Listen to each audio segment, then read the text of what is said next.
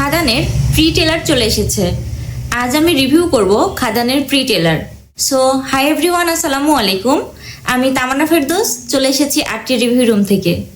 বহু বছর পরে ভারতীয় বাংলা ইন্ডাস্ট্রিতে এরকম একটা সুন্দর কমার্শিয়াল মুভি হচ্ছে, আর এক কথায় ট্রেলারটা আমার কাছে খুবই ভালো লেগেছে। মূলত এখানে দুই জেনারেশনের গল্প তুলে ধরা হয়েছে। গল্পে দেবের মধ্যে ও যিশু সেনগুপ্তের মধ্যে একটা বন্ধুত্বপূর্ণ সম্পর্ক দেখানো হবে।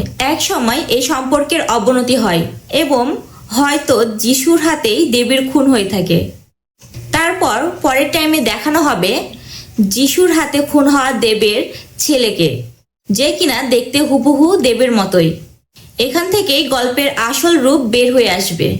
তো ছেলেদেব তার বাবার খুনের রহস্য খুঁজে বের করবে এবং প্রতিশোধের আগুনে জ্বলতে থাকবে। এখানে দেবকে ইয়াং ও ওল্ড দুই রূপেই দেখতে খুবই সুন্দর লাগছে।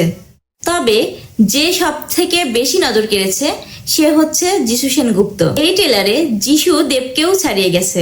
খাদানের মধ্যে যিশু সেনগুপ্তকে একজন ভয়ঙ্কর ভিলেন রূপে দেখানো হবে। তবে এই সিনেমাতে বিভিন্ন অংশে সাউথ ইন্ডিয়ান মুভির বিভিন্ন কপি করা হয়েছে। এখানে বিভিন্ন দৃশ্য, কালার গ্রেডিং থেকে শুরু করে অনেক কিছুই অনেক মুভির সাথে মিলে যাচ্ছে, বিশেষ করে ছালার মুভির সাথে। এতে করে বেশ ভালোই লাগছে। সব মিলাই প্রি টেলারটা আমার কাছে বেশ ভালো লেগেছে। আজকের ভিডিও এই পর্যন্তই। সামনে দেখা হবে নতুন কোনো ভিডিওতে। সে পর্যন্ত সবাই ভালো থাকুন, সুস্থ থাকুন। আল্লাহ হাফেজ।